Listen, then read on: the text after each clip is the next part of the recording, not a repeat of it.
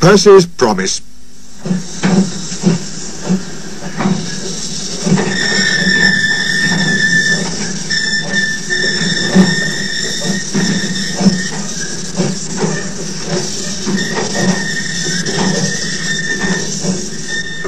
A mob of excited children poured out of Annie and Clarabel one morning and raced down to the beach. "They're the Vicar's Sunday School," explained Thomas. "I'm busy this evening, but the station master says I can ask you to take them home." "Of course I will," promised Percy. The children had a lovely day, but at tea time it got very hot. Dark clouds loomed overhead.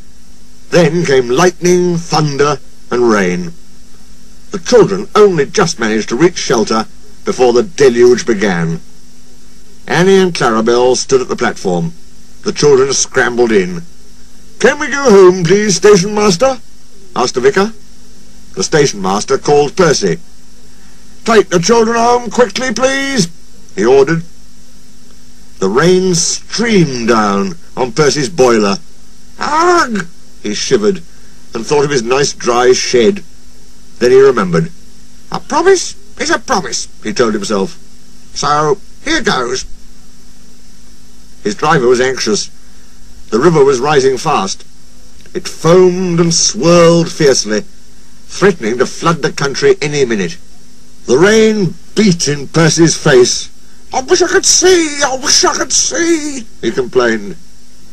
They left a cutting and found themselves in water. "Oh, my wheels!" shivered Percy. "It's cold!" But he struggled on. "Whoosh!" he hissed. "It's sloshing my fire!"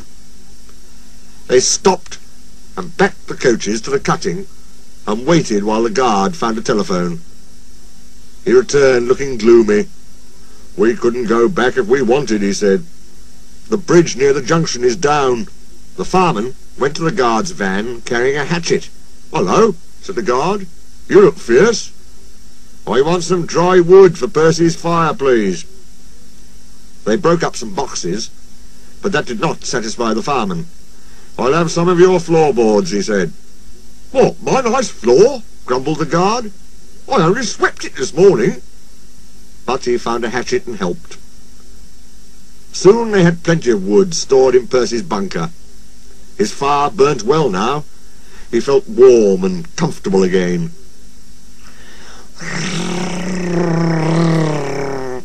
"Oh dear," thought Percy sadly.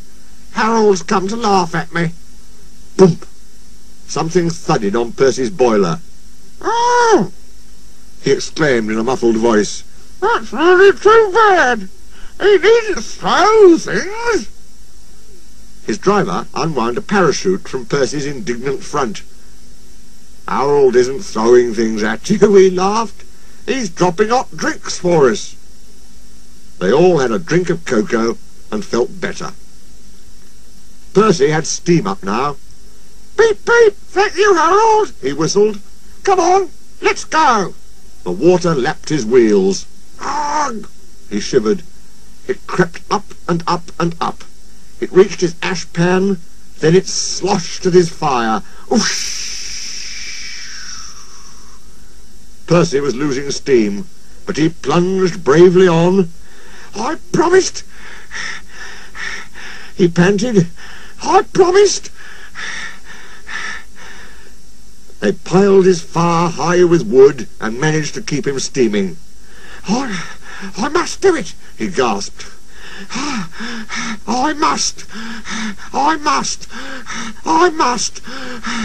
He made a last great effort and stood exhausted but triumphant on rails which were clear of the flood. He rested to get steam back, then brought the train home.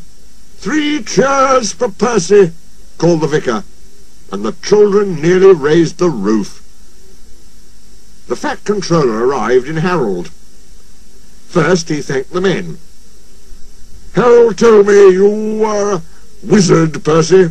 He says he can beat you at some things," Percy snorted, "but not at being a submarine," he chuckled. "I don't know what you've both been playing at, and I won't ask. but I do know that you're a really useful engine." "Oh, sir," whispered Percy happily.